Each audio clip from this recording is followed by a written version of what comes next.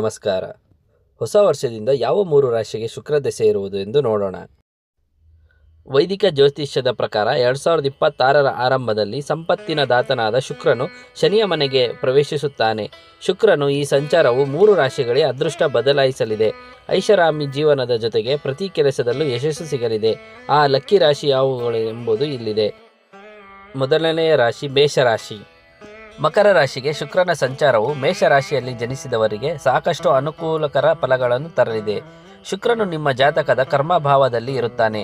ಪರಿಣಾಮವಾಗಿ ಈ ರಾಶಿಯಲ್ಲಿ ಜನಿಸಿದವರು ತಮ್ಮ ವೃತ್ತಿ ಮತ್ತು ವ್ಯವಹಾರದಲ್ಲಿ ಪ್ರಯೋಜನಗಳನ್ನು ಅನುಭವಿಸಬಹುದು. ವೃತ್ತಿ ಕ್ಷೇತ್ರದಲ್ಲಿ ಅದೃಷ್ಟ ಮತ್ತು ಕಠಿಣ ಪರಿಶ್ರಮವು ಫಲ ನೀಡಬಹುದು.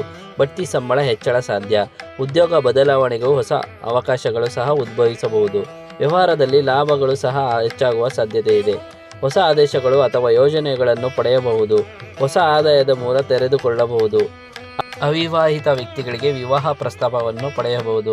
ಸರ್ಕಾರಿ ಕೆಲಸದಲ್ಲಿ ಯಶಸ್ಸು ಸಾಧಿಸಲಾಗುವುದು.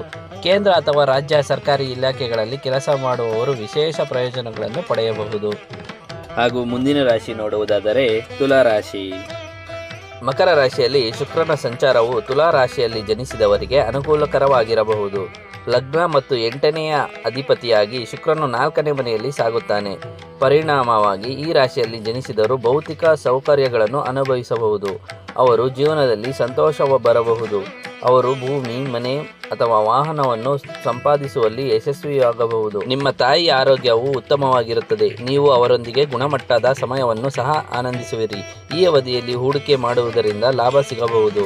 ನಿಮ್ಮ ಮಕ್ಕಳೊಂದಿಗೆ ನೀವು ಗುಣಮಟ್ಟದ ಸಮಯವನ್ನು ಆನಂದಿಸುವಿರಿ. ನೀವು ಕೆಲವು ಒಳ್ಳೆಯ ಸುದ್ದಿಗಳನ್ನು ಪಡೆಯಬಹುದು. ಇನ್ನು 3ನೇದಾಗಿ ನೋಡುವುದಾದರೆ ಮಕರ ರಾಶಿ.